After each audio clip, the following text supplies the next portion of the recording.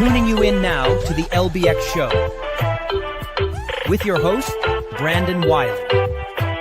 Brought to you by the LBX Collective, your community to connect, engage, and inspire.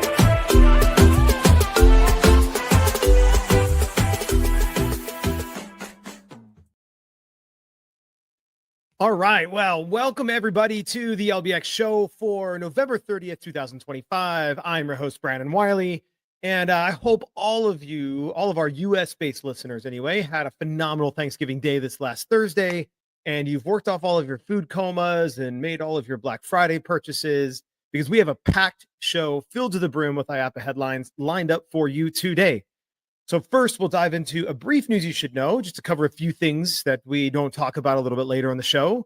And then after we hear from our sponsors for their special IAAPA edition segments, we'll roll right into our now infamous, we'll call it infamous, post-IAAPA review guest gab with none other than our usual guests, Kevin Williams, Adam Pratt, and special guest, Clint Novak. So without further ado, let's dive into some news you should know.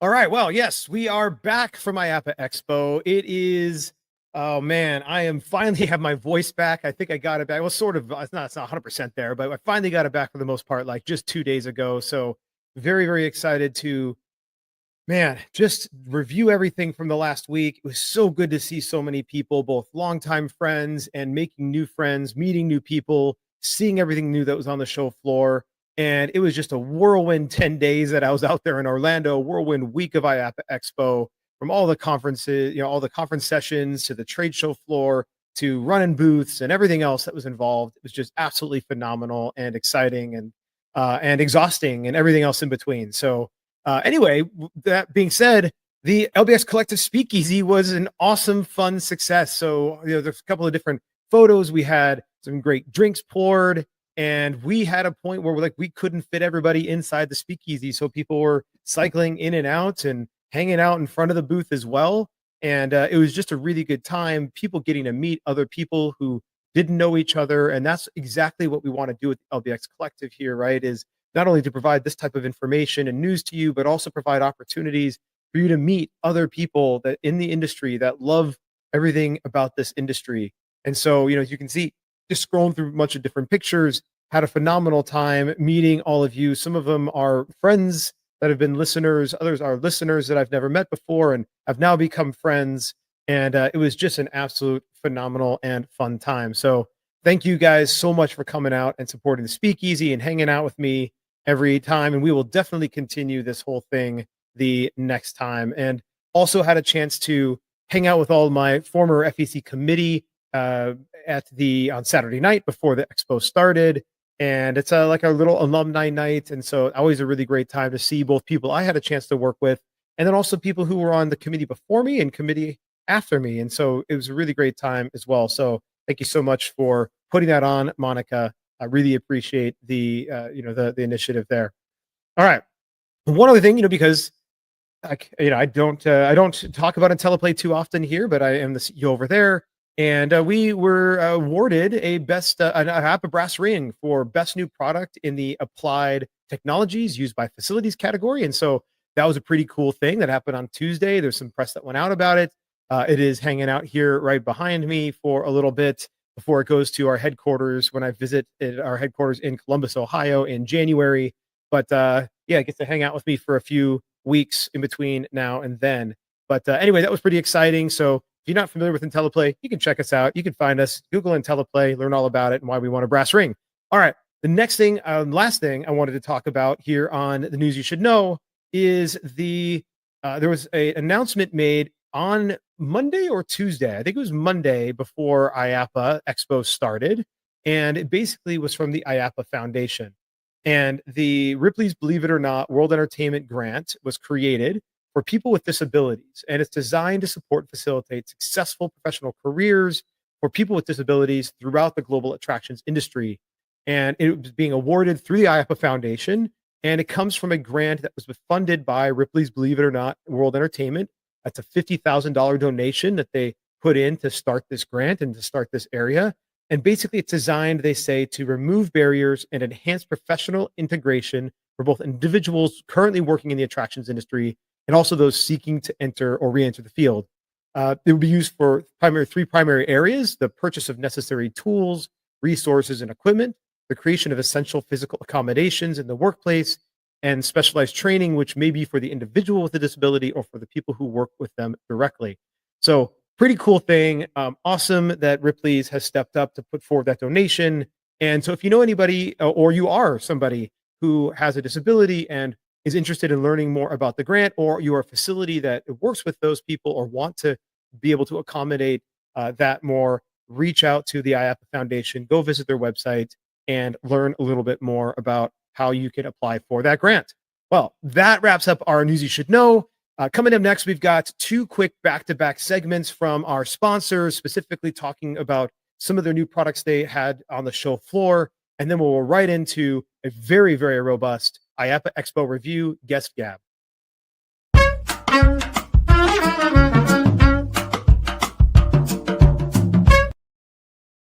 Brandon, we appreciate it. Appreciate all your efforts and your help with Allen One. We're Allen One. I'm James Anderson, CEO and co-founder. We're here at IAAPA. Last year, we won the brass ring for the most innovative device. We have something called Major League Esports that all of our games have. You just scan in and you play. Liquid Death has it too. Liquid Death is our newest game, as well as Missile Command Recharged and Gravatar Recharged for the bar arcade scene. This is for FECs. You add 3 of those, and it's great for an FEC too. This game absolutely is a hit. ROI 4 to 6 months. MSRP $13,000. A timing game, quick, fun, self-redemption game, video redemption game. A lot of fun for the kids. We also released Butts on Things, a new crane. So many happy people. It's not just a typical crane. This is a rubber duck replacement. Something brand new, never been done. You'll see it on the front cover of Replay magazine in February. You can buy these cranes. They're shipping now from us. The individual little rubber ducky parts. They're just so cute. They're 50 cents a piece. Packages are 500 for 250 bucks. When the kids are done getting little rubber ducky cranes, I promise you, they're gonna love to have a Butts on Thing, some cute little something that has a little butt everywhere. It's just fun. That makes everybody smile. We're new from Allen One. Thanks for all your help, Brandon. FECs, keep working hard, making fun, building fun. Hey everyone, welcome to the last day of IAAPA 2025, and thank you, Brandon, for joining us at the Intercard booth. I'd like to feature our new Impulse Plus reader that just came out. So this reader gives you the ability to put it on games, and these games will now take RFID, MAG, or chip credit card. The great thing about this reader here is it does not require a transaction server. This gives you the ability to put it on the cranes and other high impact attractions in your facility. The great thing about this reader as well, does not require a teller. So ask your sales rep today on how you can help with the testing.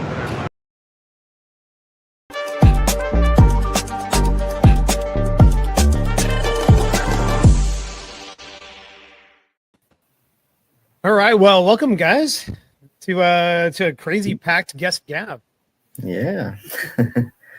All right, so we're all like still recovering, I think, from a crazy week. At least it was crazy for me. Probably burned the candle on both ends a little too hard over the course of the week, but that's the way it is at IAAPA week. So, but we're going to dive in and talk about everything, obviously, that we saw, the things that stood out to us, maybe some of the things that we feel like maybe were released a little too early, or whatever, just to get some sense for it. But let's start with the good stuff. Like, what was the one, maybe two things that really stood out? Like, I know there was a ton of new stuff, but actually, especially in the arcade and amusement section, but like, what was like one or two things that really stood above the others that were new, innovative, that you really thought was doing some cool things? Maybe we'll just go around clockwise here. We'll start with you, Adam. All right.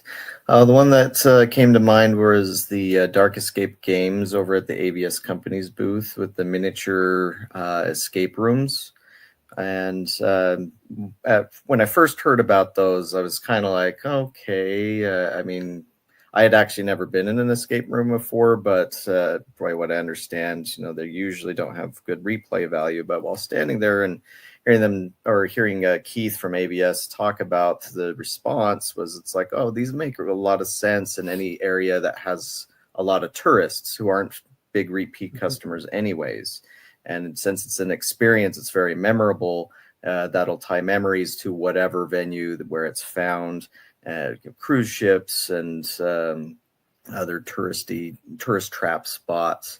And so, yeah, I had fun with them. I didn't solve the mystery or the puzzle, but I was impressed with the presentation, and just overall, it was like, hey, this is really nice innovation to see out there. Somebody trying something different than the norm of guns and racing games. Totally. So this was actually one of my top 2 as well. So I had a chance to go and do the clown around with my son. The pyramid scheme one was, one of that's King Tut's tomb that had some servo issue or whatever, and so they weren't able to run that one. It wasn't running, but you could like open it up and look inside. But the clown around game when I got a chance to play it. So okay, yeah. So something must have broken, because when we did it, it wasn't working. But the clown around was a lot of fun. And you know what, like both of us fit in there. Like they say they could fit 3, but that would be pretty tight inside. 3 full-size adults. But the clown around was a lot of fun. We did end up solving it, but we had an extra person there helping, and I won't give anything away about it. But it was there's a nice little surprise at the end as well, when you do solve it, that I thought they did a great job. But you hit the nail on the head, Adam. Like my immediate concern was repeat playability. This isn't like a typical redemption or amusement game that you just play over and over. This was something that's a one and done. And so it has to be in high traffic areas, boardwalks, or tourist areas, or FECs. Or if you got a little corner, right, it's like something that's going to be, a higher price attraction, slightly higher than a typical game you might play. I think he says like they're pulling, where this is being test run, it was like $8, I think is what they were doing. $7 to $8 for a play. It's about a 5-minute experience. Yeah, so it sounds like both Kevin, you and Clint both had a chance to play this as well. Yeah, I had a chance to do it on the last day. I think I was the last person to play it, because it was like I walked out of the booth and they're like, "Ladies and gentlemen, get off the trade show floor." But get out of here. Yeah, exactly. The replayability obviously was the first thing that I thought. I really enjoyed it. I had a great time. I solved it, and I still had like 30 seconds to spare. The thing that came to my mind though is how do you make enough money for the attraction if you can only do 1 or 2 people every 5 minutes? And so if you're doing it at $8 a play, that's maybe 10 plays an hour if you're lucky, if you got a really good operations going. So you're looking at the possibility of making $100 an hour. For something that expensive, it's going to be really hard to get that ROI. So really looks cool, and I enjoyed playing it, but that would be my main concern if I was thinking about putting it in the FEC world or into an arcade. Yeah, I mean, and that's assuming that it's being played constantly nonstop. Yeah. The other issue here, I mean, and escape rooms have this problem in general with some of their pricing, depending on the way that they price. But you're getting, it's $8 per play, and if you're squeezing 3 people in there, then your price per person is actually a lot lower, right? Instead of like one person going in there and playing. So you're not extracting the value that you could, or like you're not extracting the revenue you could for the value you're delivering for the number of people playing that experience. And the only other thing I could think of was if you were doing some type of reservation system for it, because someone said like a cruise ship. Well, I mean, if there's 3 people standing in line for it, that's a 15-minute wait. And so, you could do a reservation system, but now you have to man it. And so then you have to have somebody there. Up next, Clint, or, you have to have some type of system where people understand and can get in there. And so I really like the product, though. It looked great and it played well. So, yeah. I kind of wonder if they could find ways to add additional monetization. For example, let's say if they had a way to pay inside the machine, you could buy another hint, something like that. Just it wouldn't be a lot, but just some way to do that. I'm not sure how, other than buying a hint. It's a set experience. Or buying extra time. It's a set experience, Adam. It would be difficult to, especially if you've got people waiting for the experience to come to an end outside. Right. So that was one of my 2 products that fell into the interesting section. This isn't the first time that we've seen an enclosure escape room concept, but I think this was one of the most attractive. So fundamentally, they have two products now. They have a third one in development, which I don't think we're talking out of school to say that is a sci-fi based concept. I was concerned about the three areas of operation, security, what the hell's going on inside that room, and how easy Den is of it iniquity. Gotta have that's it. Used condoms found over all of the clues at the end of the event. It's not something that we really want to enjoy in our industry. So the new Mile High Club. It needs to have an extra a audience screen or screen that you can see what's going on. There's no way that is going to get away with just being they go inside and then a couple of minutes they come out. I thought Clown Around has that, or am I mistaken? Yeah, the Clown Around did, but the King Tut one did not, right? Yeah. So Clown Around has the screen here, and it's all built in actually to part of the viewing, or part of the aesthetics. So it's you can see what's going on in there, but you can see what's going on at the top level anyway. Yeah, we don't have enclosures in the amusement sector or the attraction sector where you go in and no one knows what's going on inside. So that is something they're going to have to look at. They're missing the obvious of a takeaway, souvenir, photograph grab. But we made some suggestions to them, and they're prepared to listen to some of those. I would argue that my main point of being at IAAPA is trend watch. So I'm there to see what is trending, and it's clear that the escape gaming component of the industry was trending very heavily at this year's show. Because my second product that I would have put down there is the Creative Works escape amusement product, as being an opportunity for our industry to bite a little bit out of the cherry of escape gaming without having to go in the whole hog. You got more info on that? That's unfortunately one place I didn't get it. I saw it, but I didn't get a chance to visit. I had a chance to play a little bit of the Creative Works one. I really like the aspect of it. Basically it's a like a, what would you call it, like a station that is in the middle of your arcade. You play all around it. You're not in a box, and it's 10 minutes I think is theirs. And you can have multiple people playing it at the same time, trying to solve the clues together. And I like the way the clues. I like the clues, and I like the difficulty level. The only downside is everybody can watch you play it. So if you're standing in line to play the game, you're literally watching them solve the puzzle. So it becomes less complicated for the next group. It's developed by two guys that come from the escape room market who don't come from the amusement market. And we had a long conversation about randomization, where those experiences that you have to solve need to be randomized, so it isn't the same number always. And that is something I think that testing is going to bring up. Yeah, and I think you must have talked to them before me, because when I got there, they were already talking about how they were going to implement some of that. So, they already see some of those challenges and are looking at fixing it. Again, I thought it was a really solid piece, and they said they were selling, so that's great. Yeah, and I think one of the benefits of both the Dark Escape games and the Creative Works is also that they auto reset, so it doesn't require an attendant to go in, put things back in place, or do any of that. It really all just goes back into place on its own. I think that's an important thing if you're going to have this like turnkey sort of like self-guided automated system that's sitting on your game floor.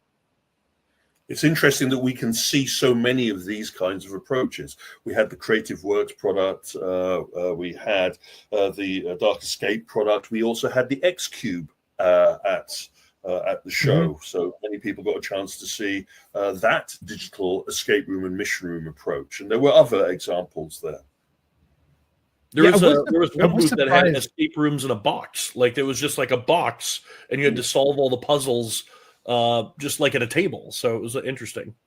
Yeah, and I was surprised though that as far as I know, well, at least as far as like somebody where you actually could go in and try, there were a couple of other places that were advertising their adventure or mission rooms.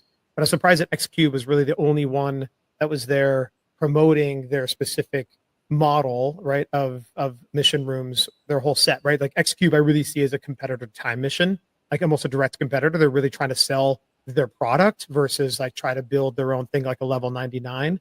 And so I was surprised that X Cube was really the only one that was there. Clint, what was well, go ahead, Kevin. I was just going to say many others wanted to be there but couldn't be there, but that's something we can talk about. Well, yes, certainly, yes. We'll talk about capacity and everything else as well. Clint, what was something that stood out to you? I was really boring. Since I run a claw arcade now, I was looking at claw games, which different ones were out there that had marquees on them that interlinked. Who was it? Elout had they had a game, a claw that they enclosed into a inflatable room on the trade show floor because they didn't want people to steal the idea of what they had. And so you had to get permission to go in the room to look at the game, which was really on the high end of claw games. It was very interesting. I don't think it really stood out in the sense that I think a lot of the things that they had, people are already doing, except for maybe some of the AI and some of the programmable stuff. But the look and feel of the machine wasn't much different than some of the machines that you could see out on the trade show floor. So I got one that was like the cool takeaway, and then one very nerdy takeaway.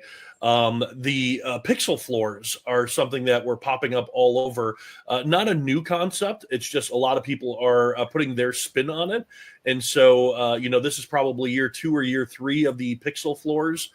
This is Delta Strike's version, which they included a wall. So I just thought that these are very interesting. And then the very surprised by how many I saw at the show. I kept coming across and I was like, wait, another one? And my very nerdy takeaway is this kiosk at Amusement Connect. I have Amusement Connect, and if you've ever seen the Amusement Connect self-serve kiosk, it looks like a scale that you would find in the bathroom. Like if you were going to the bathroom, there's a scale that's like put a quarter in and it'll tell you how much you weigh. That's kind of like what their kiosks look like. They had a foot stand so kids could stand on it to touch the screen and make a purchase. Sure. What's that? Guess your weight. Exactly. This is so much slicker and looks amazing. And I'm a little upset because we bought our kiosk 2 months ago, and then they debuted this, and I'm like, I want this. Trade this in. is what I want. But they have the monitor on top, so you can put your own media on there. You can reload your card, and they got rid of that step stool. I assume because kids don't make purchases, adults make purchases. So it just looks really slick. So. My next location, if we have Amusement Connect, I will have that kiosk. Yeah. So Kevin, you mentioned you saw like the escape thing. What was something else that stood out to you? Well, so, I agree with the what we call active entertainment, the floor based active floor systems. So the internecine war has started. I'm interested. It's a laser tag company that then acquires and rolls in a active floor system. So we have the Laser Force, we have the Delta Force systems. We also had Fog from India being represented on the show floor by LAI. So active floor works. I am very interested where Pixel Games or with their Pixel World experiences are going. It is definitely a trend, and it is appealing to the same audience that likes the trampoline and the laser tag kind of approach.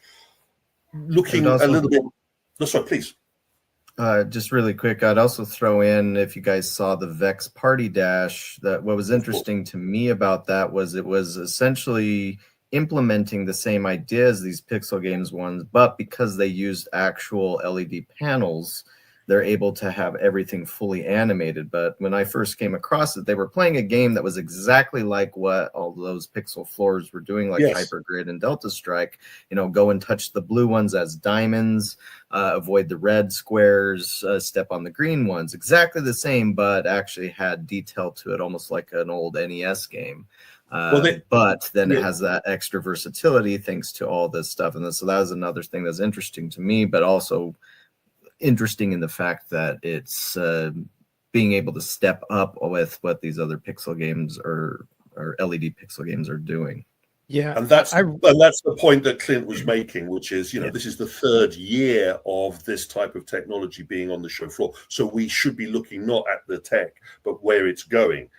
our friends at Pixel Games have now added licensing and IP to it. They had their Pong game on the show floor operating that. That's fantastic. But really, what you touched upon, Adam, is where I was going to go next, which is where is the trend going next? And the LED display and LED floor was something that really is going to be a part of our future. I don't believe that the future applications of these products going forwards will be these big blocky games. I think we're going to see finer and finer and finer pixel count, you could say, towards we're having a full display on the floor. And we had products from other companies that weren't at the show but were being exhibited. So, you know, our friends at Conductor have their interactive floor system that we were playing with at the Dave and Buster's, and we also have Moment Factory with their interactive floors. Again, products that should have been at the show, but due to various reasons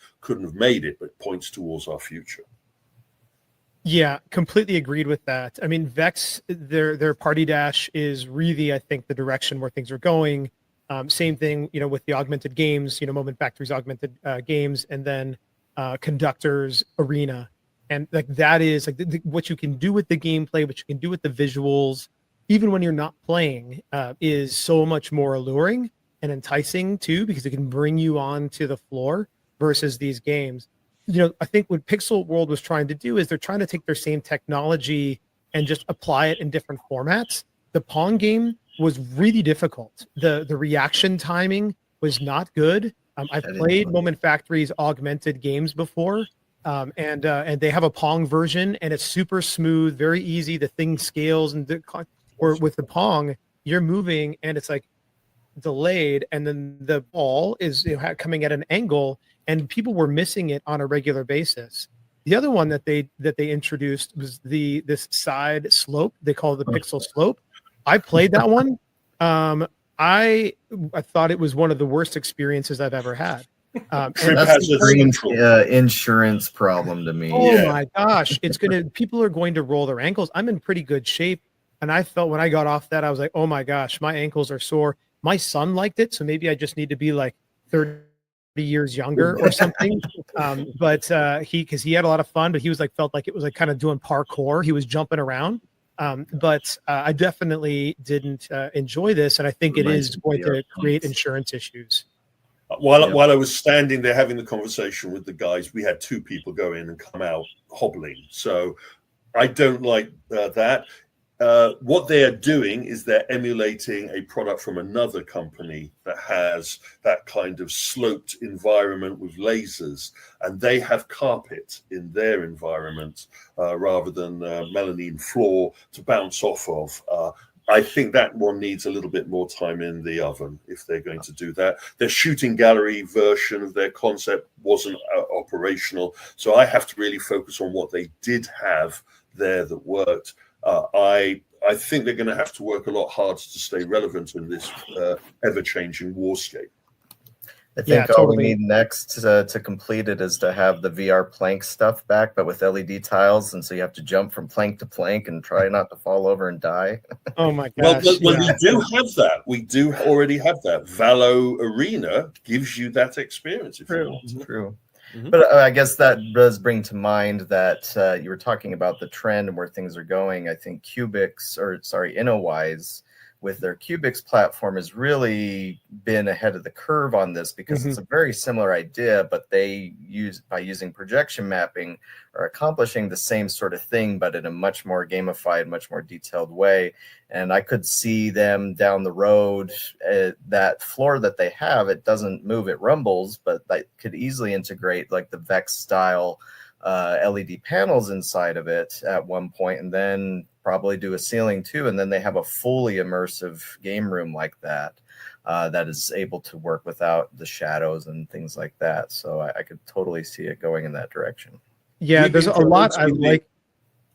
Oh, sorry, I'm just going to say there's a lot I like about the Cubix Arena, but the one limitation I think they're going to have in the future, unless they change their gameplay, is that you have to hold those paddles, and so their gameplay is restricted to whatever you can do with those paddles. And then there's a proximity issue sometimes. If you don't hold the paddle close enough to the wall, it doesn't pick up the sensors. But I'm a big fan. I've been a big fan of theirs since they first came out, and I do enjoy the gameplay. And their new ice cream one that you could like catch the little ice cream things falling down was super addictive. I could play that over and over. Immersive enclosures we've been promoting since really the time of Cubics moved into this section. So we've had Cubics move into immersive enclosures. We had our friends at ValoMotion move in.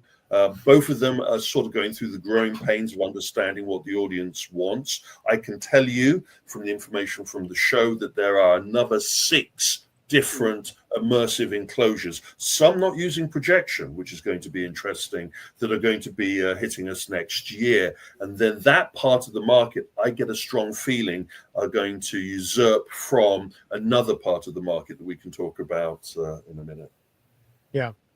I will say one last thing before I want to share with one thing that stood out, or one of the things that stood out to me, is with Vex Party Dash. The thing that I really liked about it, besides the gameplay, I thought was really good. It was visually appealing.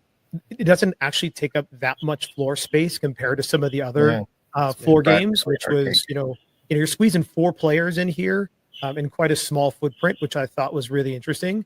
But I love the different levels that you can pick, and that they even have kids levels. And so they increase the gameplay based on whatever level you want to set. And so, depending on who's playing with you, right? If you're playing with a bunch of you who's played this many times, you're going to set a higher level, but that they even had kids levels. So that tells you that they really simplify the gameplay. We talk about accessibility all the time to make sure your game can both provide the level of difficulty to keep things challenging, but also allow for me to be able to play with my 3-year-old, right? If I wanted, I don't have a 3-year-old, but like I could bring my 3-year-old and play if I wanted to this game, and they could have fun. And I saw that when I was there filming it, there were kids that were jumping on it, and that was good that the staff was willing to quickly jump out and let somebody else like that jump in. But it was very approachable in that regard, thanks to the color, thanks to the games. I got to film one with that was like the Ubisoft Just Dance, where you're supposed to mimic the moves of the dancer and such. And so, yeah, I think that one is another one that's has really great potential. There's a question I have to ask Clint, though, going back a little bit about your addiction to cranes. Why weren't you running out to buy the human crane machine that was on the show floor? I mean, the human crane machine is not new, and yet I felt like everybody was like, "Oh my God, have you seen the human crane?" And I'm like, "It's been out there for years now." I want to say at least 2, maybe 3. I know Mall of America has it. I know some FECs have it. I like the concept, but again, it's like, okay, it's expensive for the participant, so you have to charge like $10 to $20 per play. It takes time. I'm going to say 3 to 5 minutes per player. You can only have 1 player. And then all they're winning is inflatable junk. It's because, like, no matter what, they're going to walk away a winner. So your play ratio has to be, well, okay, what can we give them that's big in a $2 price range? And that's going to be something inflatable. And so it's going to be very rare that you're going to see plush in there, or good plush, or big plush. And so it's just, I mean, it's fun kind of to watch. But it's already been done. I mean, people have been doing it for a while now. So I know what the solution is. You combine human cranes with escape rooms, and there you go. And then you have a pixel floor on the bottom. Yes, exactly. Yes. Yeah. Put it all in there. Just kitchen. We had a version of it where you had drinks at the bottom, and so you try and get as many drinks in as you're scaling over. A friend of mine, Ed, has a human claw in his facility, and he wraps it into birthday parties. So really, it's like the birthday child gets a free play. So it's really their birthday party seller. But again, it takes up a lot of room. You could do 2 arcade games in that space. Probably 2 arcade games would make more money than that would. But they're not going to help you sell your birthday party. So I guess that's your trade-off. I would really, if you're gonna buy a human claw, make sure you're talking to a lot of people, pros and cons, and make sure it's a good decision for you. So. And that kind of brings us to the elephant in the room about IAAPA this year, which was there was big queues to try the human crane. There were big queues to try a lot of things. There were a lot of children in the show this year. Yeah, there was a lot more than I think I recall seeing in the past. Which especially is good earlier, because we have all these kid games, and I'm trying to film them, and it's like I'd rather film one with a kid playing it than an adult playing it. that's true too. But I think we've historically seen kids come in Thursday, Friday, but they seem like they were there pretty much all week long. And definitely a lot. We had a conversation at a committee meeting Friday morning. It's like a debrief for the M&S committee. And, one of the things we actually were talking about was even things like college students coming in early into the booths instead of waiting until like a Thursday or a Friday and taking up time, salesperson time on the show floor. And so definitely something that they're going to have to work through and figure out how to manage, kid guest passes. And is there a way that you can do that, for Thursday, Friday? I know that I've had my family out when they were young back in 2019, my kids, they were pretty young, but they came out on Thursday and Friday. Right. And they're going around with their mom, and so they were supervised as well. Now I let my 18-year-old son run around unsupervised now, but he's their target demographic, so you want to get his feedback anyway. So one of my past roles with IAAPA was part of the media, and I would go cover all of the unveilings and all the different things that would happen, all the announcements that happened on Tuesday. And I know that a lot of people in that media area were upset with the amount of media that's allowed to go in, because it's impossible to cover any of the events now because there's so many people fighting for space on the trade show floor to get close up to a roller coaster unveiling. And I think it's funny because it's like I saw Dollywood's live feed of their booth, or of their ride being uncovered, and all you could see was this, because somebody else was standing in front of them with their phone, and so they totally lost their vantage point. It was their unveiling, and so I know that's something. IAAPA's got a problem, Clint. We know they've got a problem across the board regarding registration. They're covering their butts now by saying influencers, because we've got certain people who are in the press room who have no credence or credibility there, and the poor old media girl is feeling very embarrassed that her bosses have now forced her to go down this route. We also had, going back to the kids problem, we had certain exhibitors that had to put up makeshift signs saying by invitation only, where they would not start doing demonstrations or giving promos to individuals that couldn't be proven to be a member of the industry. And if IAAPA really does need to bulk its numbers by inviting the local high school down to come in and have a quick time on IAAPA, especially with what's going to be happening next year, we really do need to have a conversation within the industry about what we need out of this show rather than just generating numbers. Yeah. Well, just, I do want to talk about one thing that stood out to me, but as long as we're talking about numbers here, the numbers that they did report, just for those who maybe didn't get the press release from them or whatever, is there was 38,500 verified attendees. There was a total of 43,800 registered participants, but obviously they don't all show up, right? So, but it's a verified attendees, and out of those verified attendees, 28,500 were qualified buyers from 20,000 buying companies.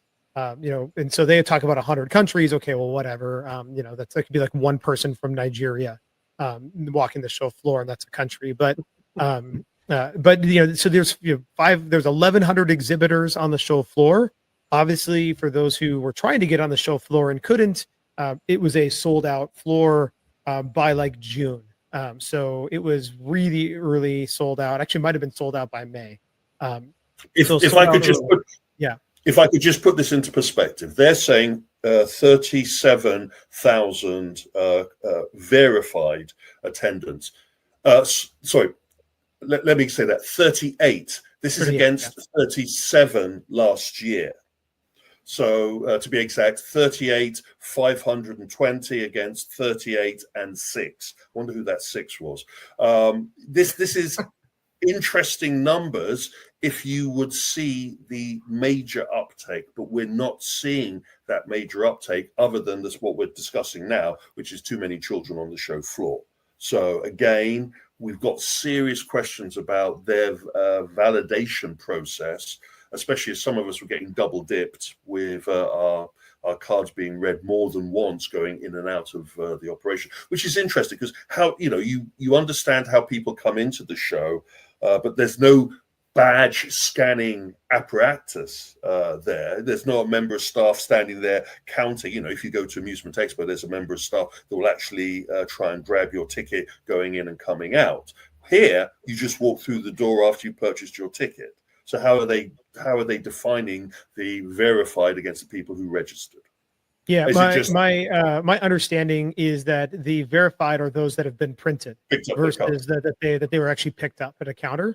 I think the important one though for the vendors, the important number really is the 28,598 qualified buyers, because that's far more important than verified attendees. So yes, there's 10,000 attendees there. Some of them are going to be vendors themselves. Some of them are going to be guests of vendors. They're going to be the kids. They're going to be influencers and press and media, etc. Right? So you have 10,000 fluff, I would say, that are going to just help make the show floor feel full and busy. But then 28,000 buyers is really the number I think is important. And that was a slight increase from last year, but it definitely wasn't, I think it actually is an okay number given where we've been seeing the economy go.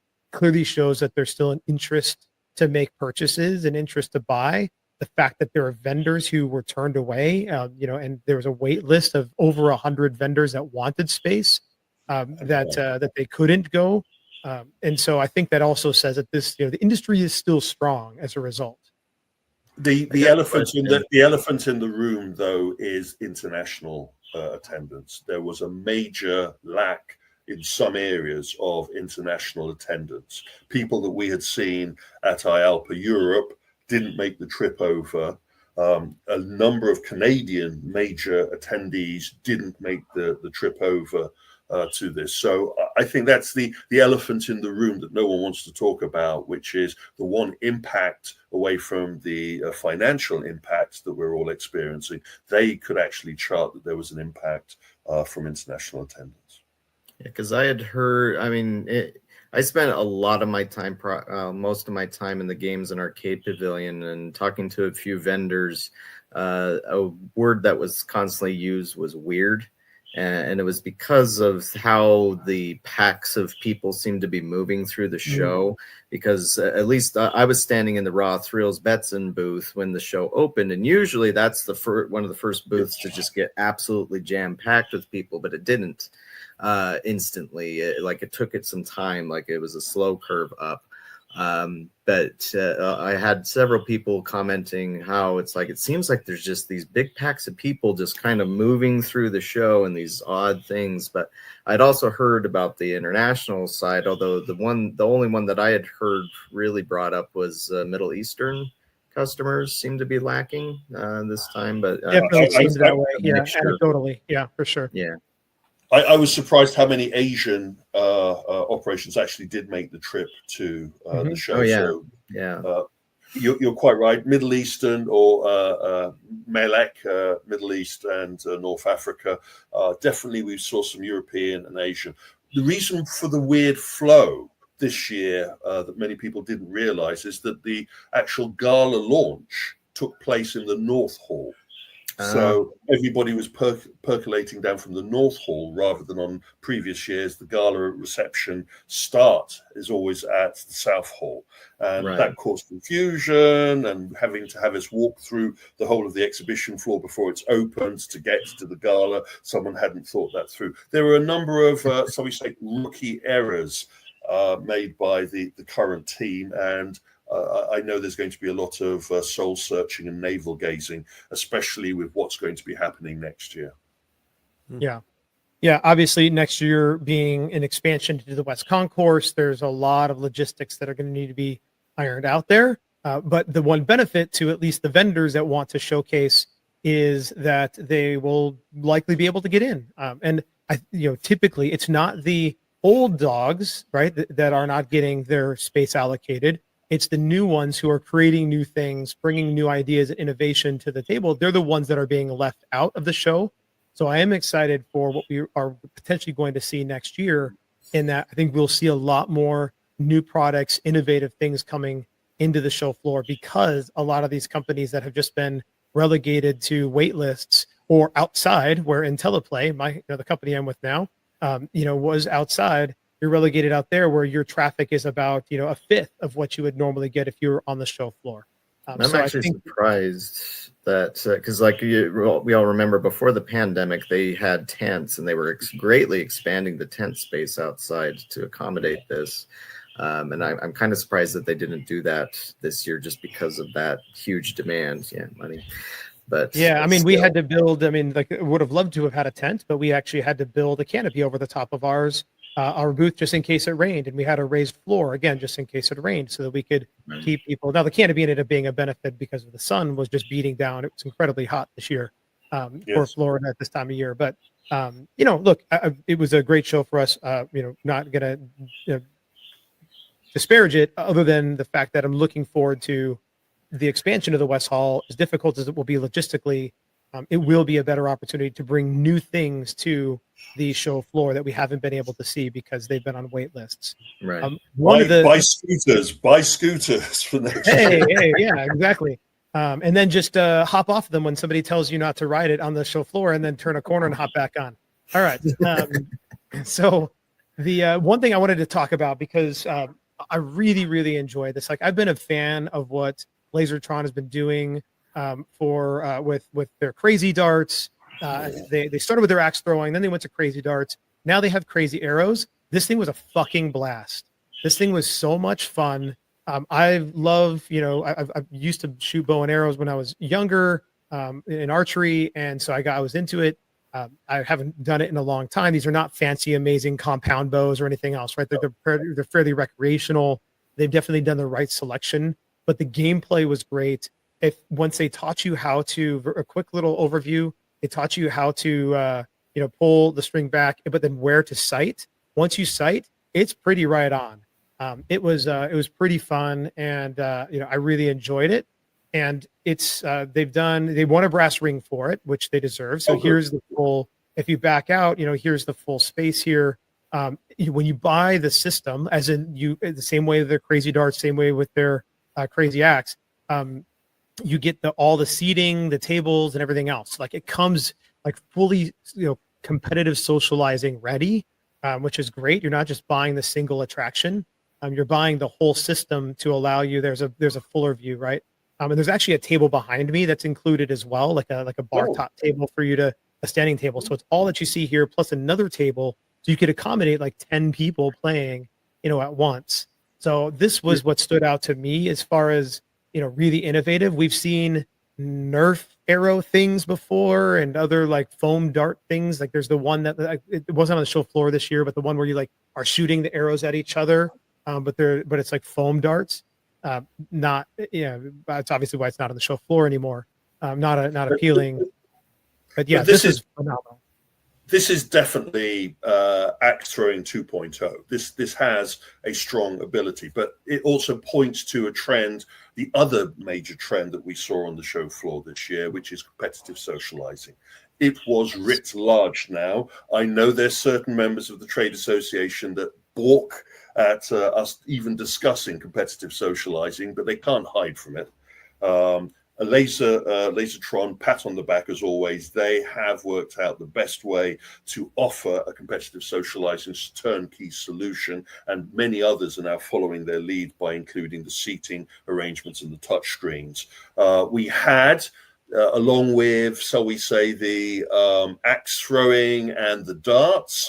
Our friends at 501 weren't actually on the show floor; they were off the show floor. But we also had the Battle of the Baseball. We had Batfast, and we had our friends from Batbox, and Home Run Dugout. It's out in the sun next door to you guys. We really did see competitive socializing writ large as a major business, and that was doubled down on by our friends at Triotech. I was just going to say, the fact that Triotech, now they didn't have it available to see, but they announced 3 new competitive. Well, if you could argue that that their immersive karting is competitive socializing, but it's in that vein, right? It's the lower speed karting, it's the more social karting experience that Chaos Karts and Battle Karts have been doing for a number of years. But yeah, Triotech, 3 new products, all competitive socializing, introduced or announced at the show. Did you guys see that big hoops setup? Yes, I did. Yes. Another sports competitive socializing thing. So I've got a picture here. I'll pull it up, but I liked what they were doing. I thought their mechanism for their big hoops was really impressive. The problem is my issue with the big hoops. Man, I wish I could find it here. Is the footprint that system has, and I asked if the footprint, here it is. I asked if the footprint 2.5 axes. This makes it look small. It's not. It's not. It's. I mean, look at there's 2 people standing side to side. And I asked the guys if they had it in a smaller format or were planning to do it in a smaller format.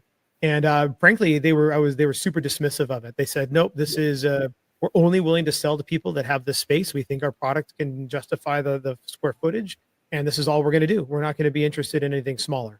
I wouldn't be surprised if 2 years from now. It's way high and it's way wide. It's massive. The installation. So if you look at the pictures we were just looking at of the Lasertron setup, if you took 2 of the base Lasertron, that would eat it up and a little bit more.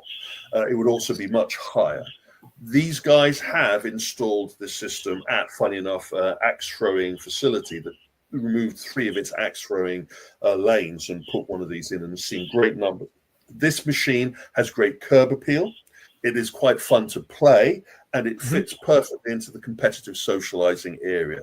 My arguments would be that it is a little bit too big to maximize the experience. And that, funnily enough, goes for some of the batting cage experiences. If you look at what our friends at Dugout have achieved, they've created a soft batting experience that fits within a much easier package and is much more gamified, rather than creating a batting simulator, an accurate hard ball batting simulator, and then trying to squeeze that into entertainment. And by the bruises and the tired nature of those people playing the realistic batting cage machines, you kind of gauge that for entertainment applications, you need something a little softer.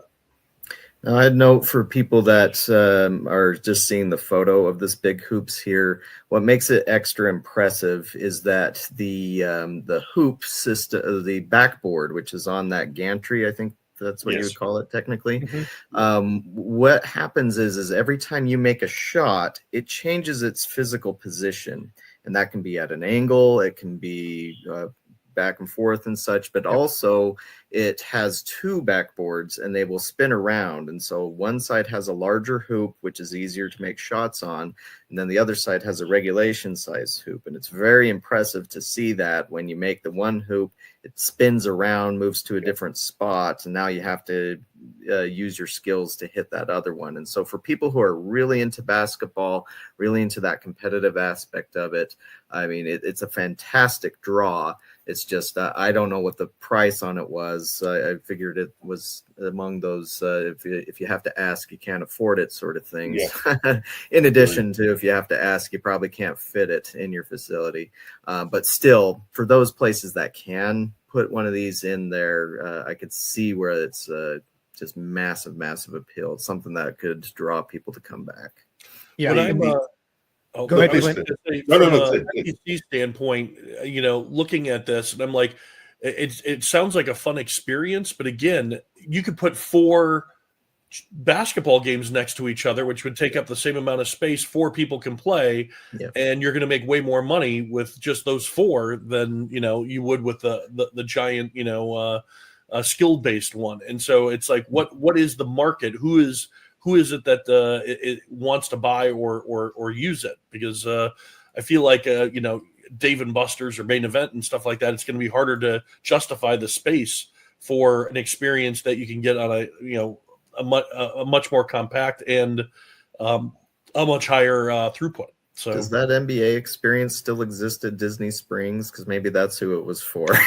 Yeah, A little too loo. We were talking with the team there about that.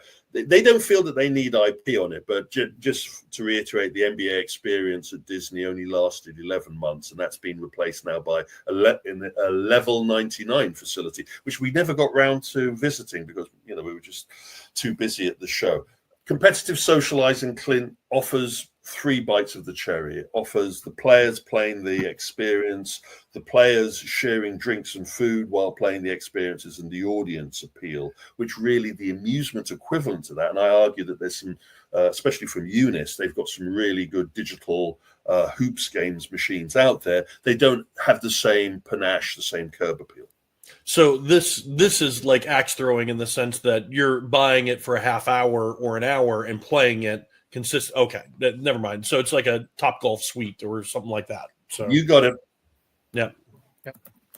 Yeah, and so we're talking about competitive socializing. The one thing I'll just touch on was the pickleball that was there. So it was a pickleball day by Playkout. I think it's Playkout. This was I appreciate what they're trying to do within introducing a pickleball mechanism.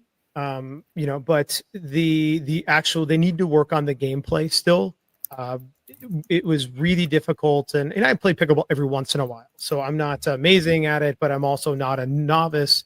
And it was really hard to hit the target. So she's showing here an example of what it is. So basically the ball comes out and you come and you hit the ball and you try to hit one of these targets, one of these numbers on the spinning wheel.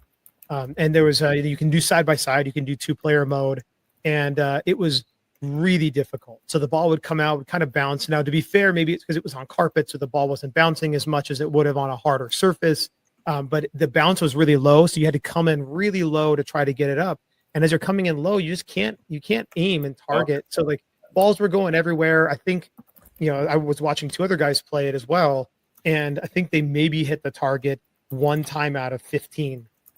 It was, the balls just kept going. And then if you didn't hit the ball well, then they just rolled everywhere. So you also have to make sure that you're in an enclosed space so that the balls aren't like flying everywhere and rolling across the floor. So, I think it's an interesting beginning of a concept, but probably too early to drop into a space. Again, like, because it's pickleball, it's accessible. So if you talk about accessibility, competitive socializing, anybody can walk up and swing a paddle and play. But the gameplay has to be, you have to at least be able to, you'll feel unsuccessful at the current iteration. This is a company sharing a booth with another company that also does ball tracked large screen systems. And I get what they're trying to do, what bandwagon they're trying to jump onto it, but this product needs not just more time in the oven, it needs more time in the ingredient stage. Good. Again, I held up my hands with my love affair with pickleball. I wasn't enamored by this. I was much more enamored by some of the other ball tracked experiences that were either at the show or that are in the works of being developed at the moment. But hey, a good C- for effort. Yeah. All right. So let's make a quick shift here to some of the arcade and amusement pieces that we saw. So, it includes, any merchandisers or whatever that you saw were interesting. I know for me, I wanted to check out the Putt-It Party experience.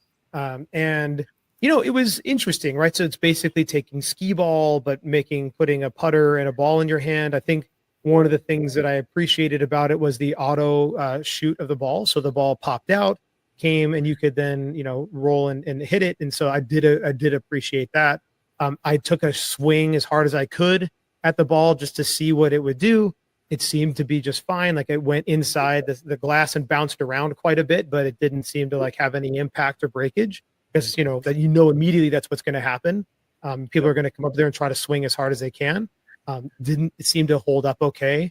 I think it's interesting. Again, do we put this in instead of skee ball? Do you put it alongside skee ball? Is this an alternative?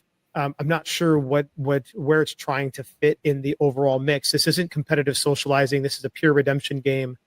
So would love to get your thoughts on it, guys.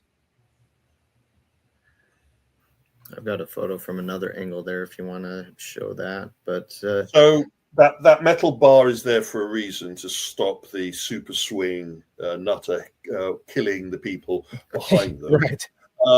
The concept works. It's feasible. Is it any better or worse than skee ball? Don't know. Is it going to have better eye candy because of its digital screens? I think so. Will it work in competitive socializing? I could see this working in competitive socializing reskinned. But fundamentally, at the end of the day, it's an interesting approach to a problem that we didn't have, because skee ball's still popular. But one thing about this machine is it's much smaller than a regulation skee ball system. Yeah, I liked it. It's just, I know there's supposed to be multiple characters and stuff. I had a hard time really paying attention to that because I was focused more on the putting and getting that all set up correctly. It did feel like you were kind of violating the space of the other person, is the thing where it's like it would be nice to have maybe a little bit extra padding there. I understand that you don't want to do that too much because real estate's always crucial, but at the same time, it was just maybe it was because at the show everybody's got backpacks on too, but it's just sometimes I felt like I was standing within somebody else's breath, and then just the other thing you mentioned, Brandon, was the ball would bounce around a bit sometimes, and that's where it's like in an arcade you're usually not wanting to use finesse. You just want to go at it and slam the thing in there, and I guess it's like with air hockey, people want to treat it more like baseball than they do the actual sport of whatever it is. But I still appreciate all the positives that it has, that it is something innovative. It is something that looks great. I don't know what the price is on it. And it also ships out in 2 models. So basically a twin model, as we call it. And you can link up to 3 twins to get the 6 players. So another one that my son just absolutely loved, he ate this thing up, was the perfect pump. So this is, right after the perfect pour, right kind of concept, but it was actually just a straight shot single redemption game. So this is him, like he said that this was his favorite thing on the show floor, as far as a redemption game, right? Because you could really, he's all about figuring. So he plays Pac-Man. He figures he memorizes all the pathways and everything else. So he's like about figuring out the concept, the gameplay, the best way to maximize everything. And he said he figured it out pretty quickly. He said like it could be more difficult. He said, but anyway, basically for those of you listening, this is a really ugly cabinet, frankly. The cabinet, way better. But it is basically a gas station pump, and you literally have a pump handle that you hold, and you squeeze that trigger down, and you're trying to hit the target amount, the target sale amount. So you hold the trigger down until you're within basically. You get different points based on how close you are. So 25 tickets if you're like 25 cents away, and you get the most tickets if you are like 5 cents away. And if you hit it exactly right on that amount, then you get the total bonus tickets that are up at the top, whatever that amount is. And so, I consistently, for somebody who doesn't play these things very often, consistently got within 5 cents of the total target sales. So I was maxing out on the tickets other than hitting the exact number. So again, like it's probably could be a little bit easier. And the other thing I'll say about it, and then I'll get your thoughts, is there are 3 different, if you look, I'll scroll in here, there are 3 different levels, and it's basically like this, it increases the cost of the game. So it's sort of a little bit like playing a casino or a slot machine. So I could hit 1, I could hit 2, I could hit 3. I know, I use that dirty word gaming. But it is skill. It is a skill game, I will say. So this is not a random game, but you can increase the amount. So if I want to pay $2 versus $1, I can hit the green, and then that actually multiplies my payout depending on how well I do. So I'm paying more for it, but I'm also getting a higher payout if I can actually get it just right. Did they explain how that works on a card reader system? So if you had a card reader, do you swipe and then select, and then how would it take off the right amount, or do you select and then swipe? That is a good question. My guess is like a gas station pump, you're going to you're gonna, well, I guess technically a gas station you pay, you swipe your card first and then you Pre-authorization. you pre-authorize. I don't think yeah. play cards do pre-authorizations. No. No, they They do not. They do not. Yeah. So Please my don't guess play. is they did not explain that because it was on free play mode. You can see the button there. My guess is that you would want to hit and select first, so that it increases your credit amount on the card reader, and then you swipe. That would be my. I don't think card readers work that way either, but I think that's going to be that's going to be their big issue is just how is that going to work? And they probably already have it figured out. Otherwise, I mean, 90% of these games are probably going to have card readers on them, so it's going to be something that's going to figure out. I can't tell you how many people on the show floor said, "Have you seen Perfect Pump yet?" And I was like, the first thing that came to mind is, I bought an electric car so I never have to pump gas again. And now they literally have a game where you're pumping gas. And then when I saw it, I was like, oh, it looks cool. It's fun to play. But nobody pumps the gas back into the pump. So I was like, I don't understand why that is where you're pumping the gas. But the gameplay obviously is fun enough that everybody was playing it. So it's missed the point. It's a good concept. You can see where they're going down, but they should have gone for the nostalgia. It should have been a 1920s old style pump. Yes, totally. Yes. 100%. And it should have had the original numbers you used to pay for fuel, so the adults could have a little cry as they're pumping the fuel, the gasoline at the prices of the 1920s. Right, so the lists are: number 1, its design is butt ugly. Sorry, as a designer, it's butt ugly. Number 2, they hadn't worked it out clearly how the payment system works. And number 3, fundamentally, as Clint has hinted at, it's the wrong way around. You should be pumping into a Corvette next door to you or something like that. But sorry, Adam, go for it. The fourth one I would bring up, this really shocked me, and maybe you guys can correct me if I'm wrong. But I heard that the price on this was $16,000 for a single unit. Wow! Which to me, it's just like the one thing that we haven't brought up yet that is a problem at the show is the amount of Chinese product that was there. It was almost overwhelming. And to me, it's almost like Baytek's missing the plot when you make something like this, where it's so simple and so easy to copy, and then you charge a price like that for it. Because it's like this concept exists elsewhere. I remember Space Race by Zoom Studios. Same thing. It's just a space theme. I agree that Perfect Pump has done it a better way. It's a much more relatable way. This is perhaps the most relatable way because, we've all pumped gas. Of course, that I guess could be number 5 is it's like, does this really appeal to kids? How many kids pump gas? I hope none, but yeah, that like when I heard that price, I was just like, are you sure that's not like the double version with gold bars on it inside of it or something?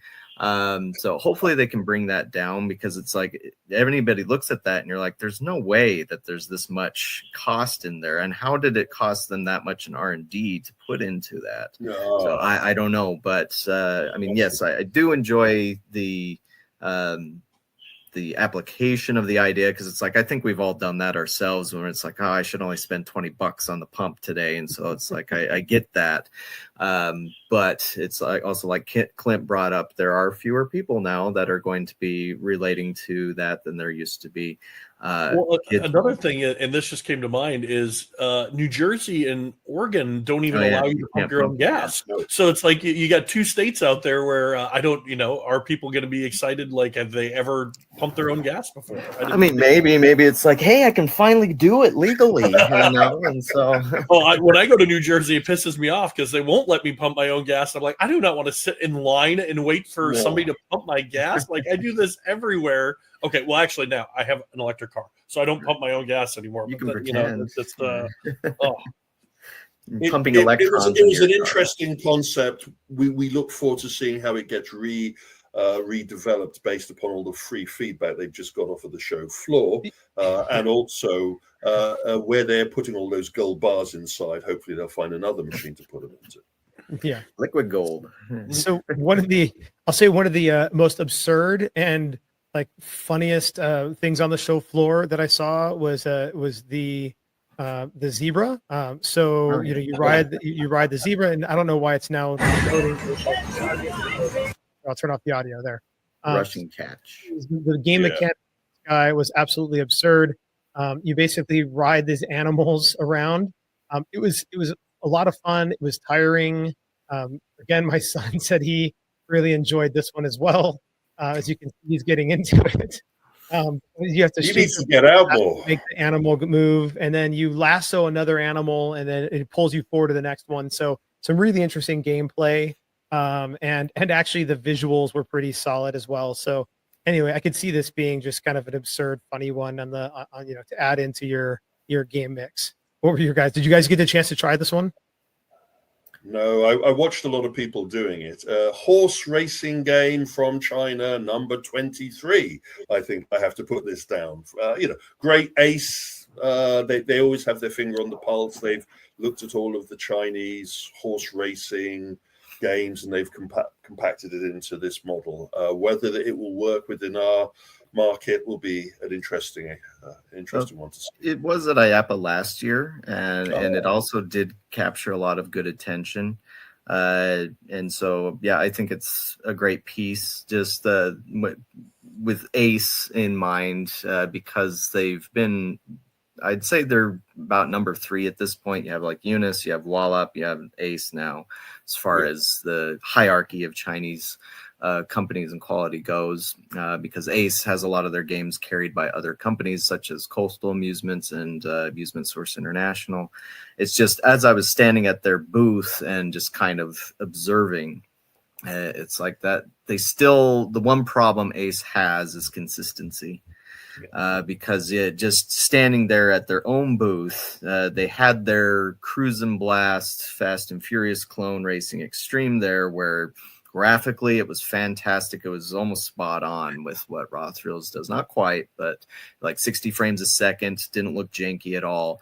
And then next to it was their biking game, which I noticed was running just a little bit slower. It wasn't quite as smooth. And then they had their Dragon Kingdom game, which looked almost like a slideshow.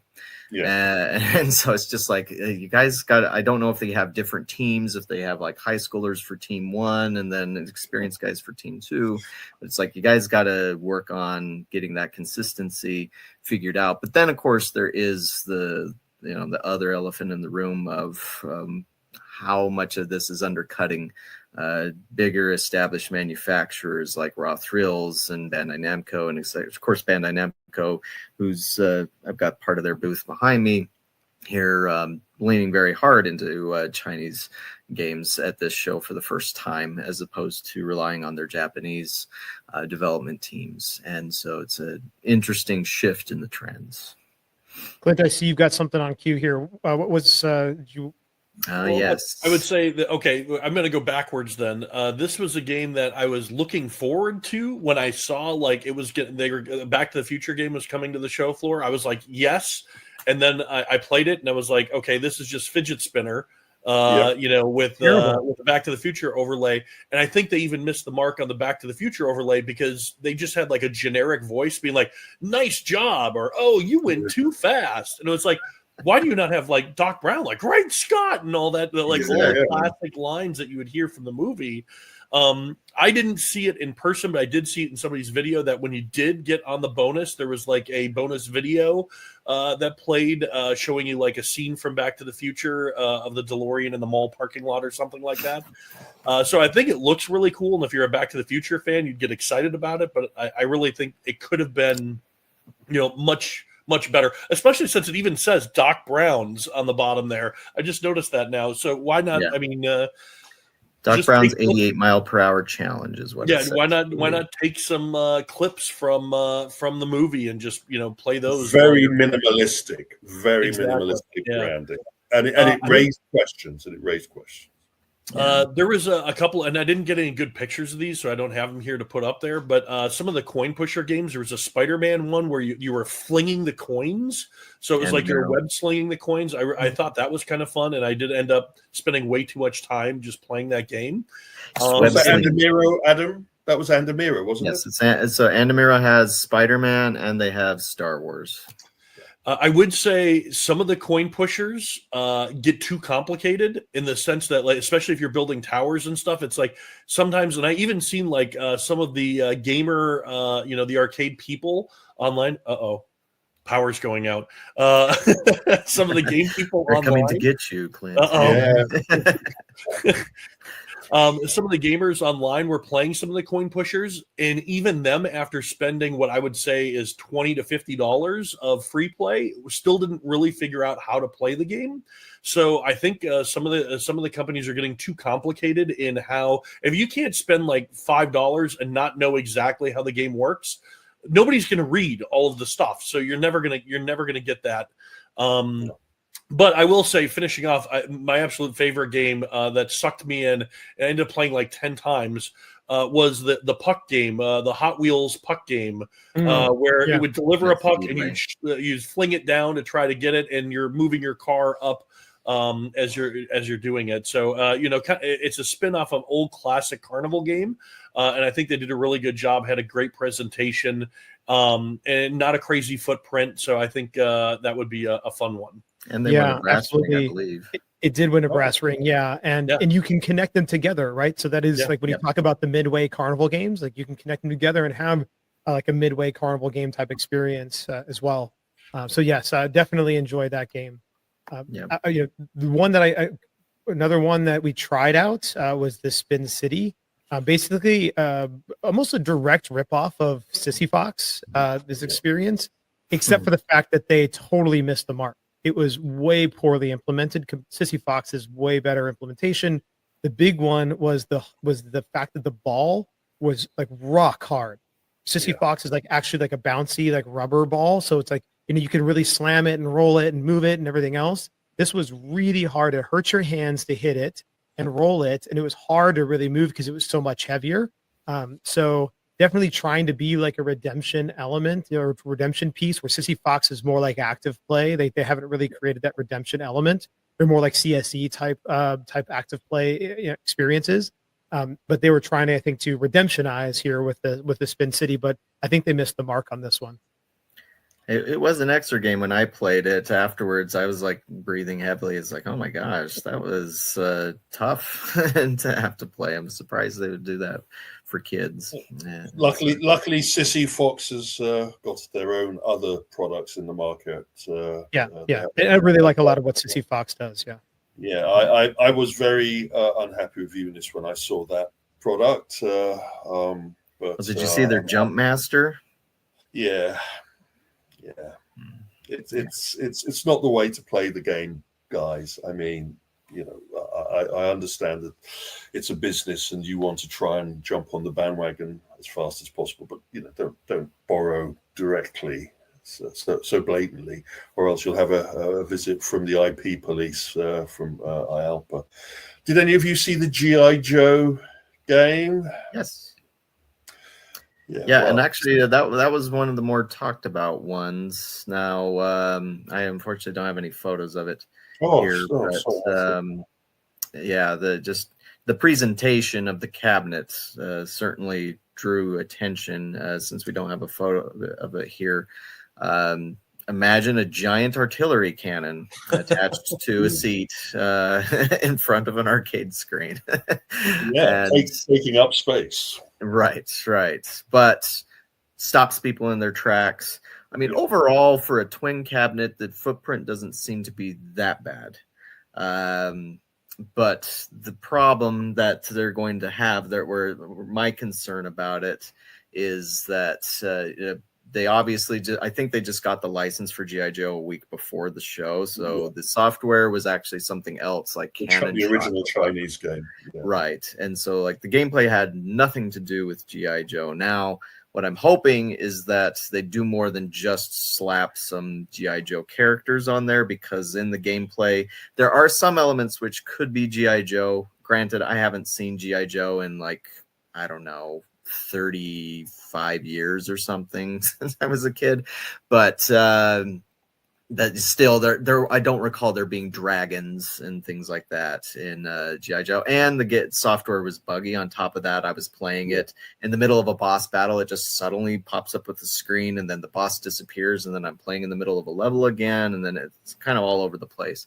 So really hoping for some polish there, because I mean there was a good bit of attention brought to the IP, and I mean, it just, even if a kid doesn't know it, then it's appealing to them because, hey, that's a huge gun. I get to shoot it. And just like Jet Game, sorry, I guess we didn't say this was at Jet Games' booth.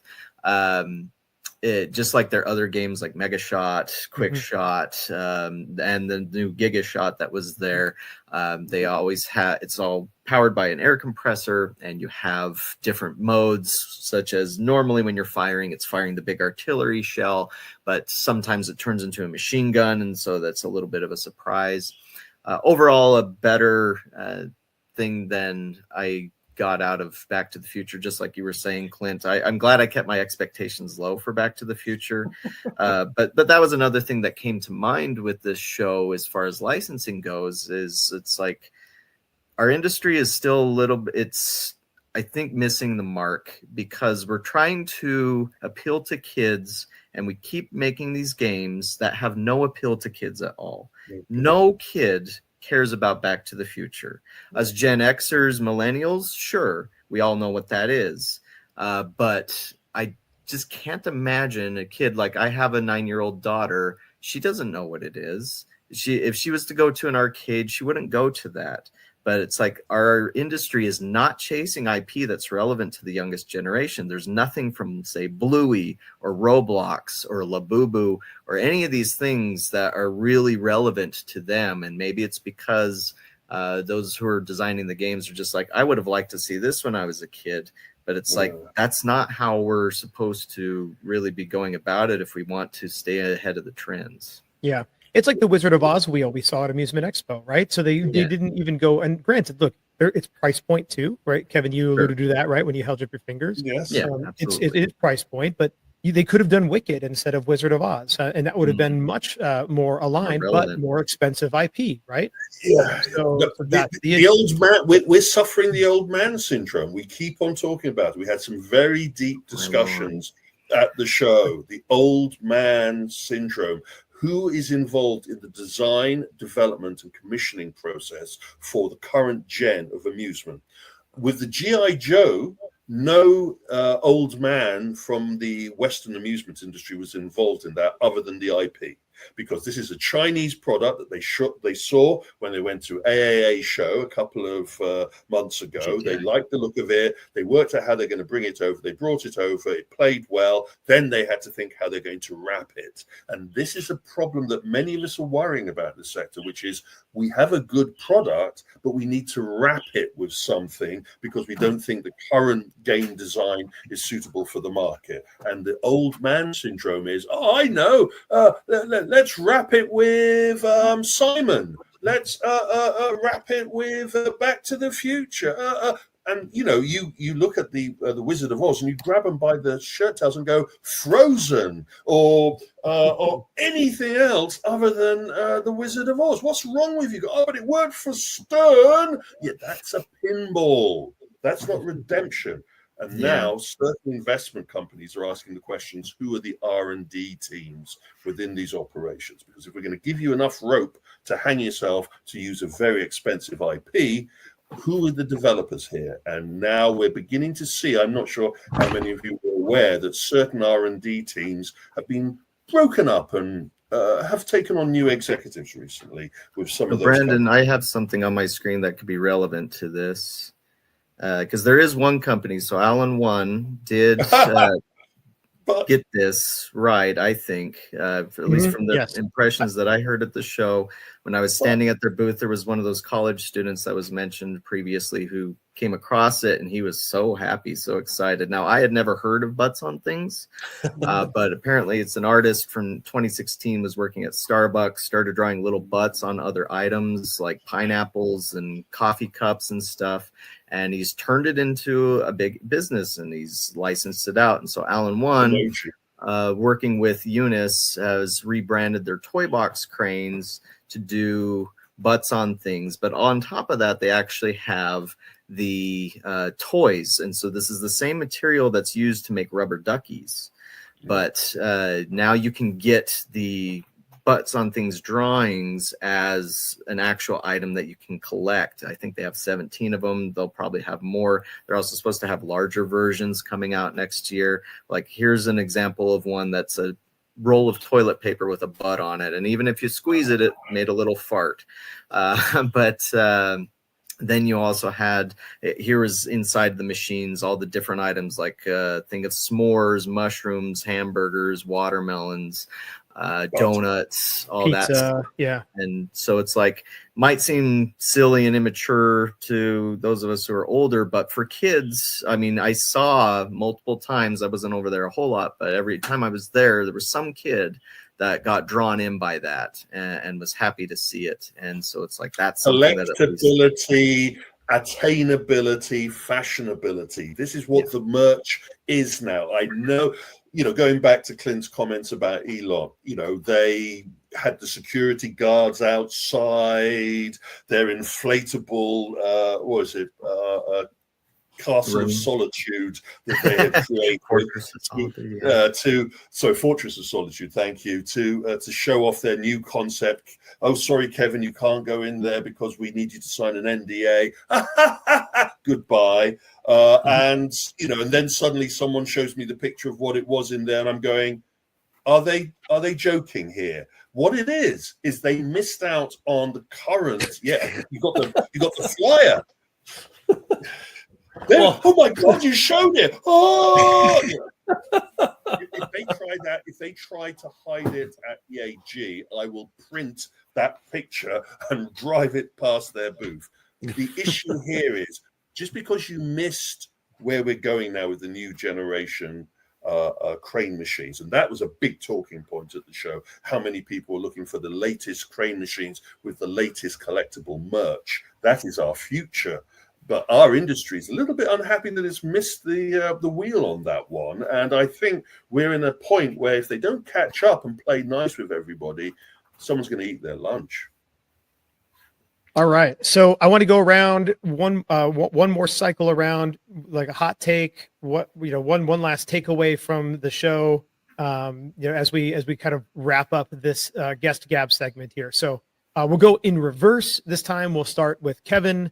And then we'll go Clint, Adam, and then I'll finish off. The thing that I take away from the show mostly is that the only VR that was at the show was the Chinese stuff and the other stuff. And the other stuff was only there because it had proven itself. So that novelty value for VR has flown out the window. We saw also a lot of MR at the show, and we can go into a little bit more detail about that at another time.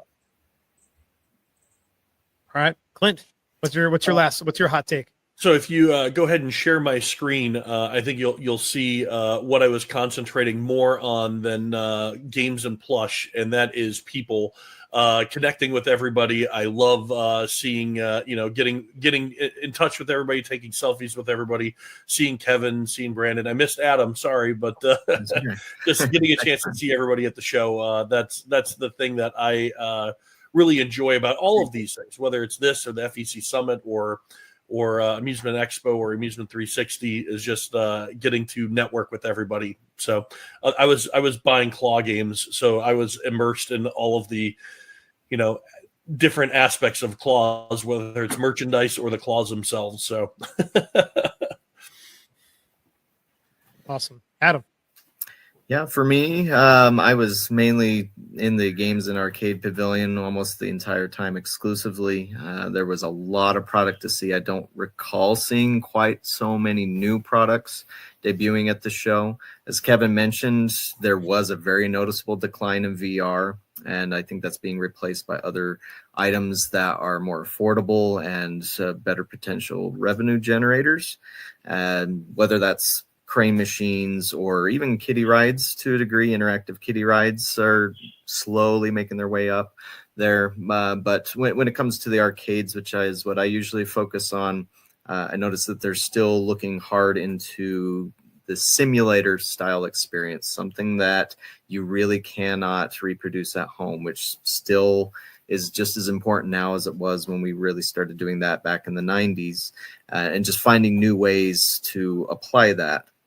Whether that was through motorcycle racing games with new mechanical parts to them, or Raw Thrills doing the Godzilla without the VR aspect to it and just making that a big spectacle. And yeah, just all of those things packed together. I'm looking forward to 2026, and I think there's a lot of good things that can happen there. Sure, there's always variables of where things can go awry, but we just always do the best that we can and ride the wave. Yeah. Well, I was blown away.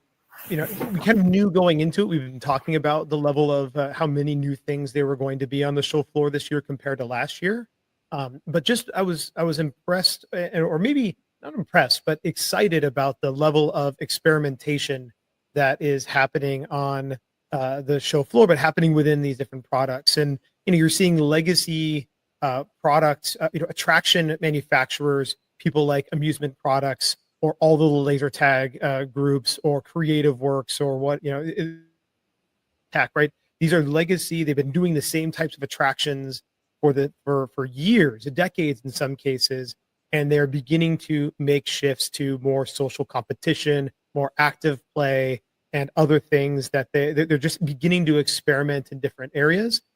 There's a lot of Me Too that's happening as a result of that, right? We saw how many different pixel floor type games going on, but then through that competitive pressure, every once in a while you see something unique that comes out, like the Vex Party Dash, or you see the type of floor that Augmented Games is doing with Moment Factory. So you're seeing these trends and things moving, and I do like the level of experimentation that's happening across the board, not just at the amusement and redemption and merchandising level, but also at the larger attraction, larger footprint model. So I am encouraged for 2026, and I'm encouraged for our industry. There's clearly people are see a value in creating new things here. Otherwise, they'd just be doing the same old thing. And there definitely competition is driving that differentiation and innovation, and I'm a big fan of that. All right, well, guys, this has been a phenomenal guest gab. Already looking forward to 2026, and we'll see you guys in another one. Thanks for having us. Thank you.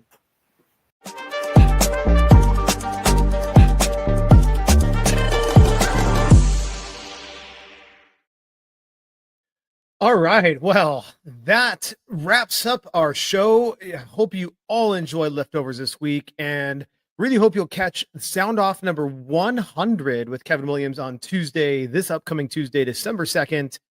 It is number 100. We got a lot of stuff to cover in that Sound Off, and we have a fun little change your mind at the beginning too that I think you'll really enjoy. So with that, that is a wrap for this week's LBX show. This is Brandon Wiley signing off. Stay tuned and keep kicking ass.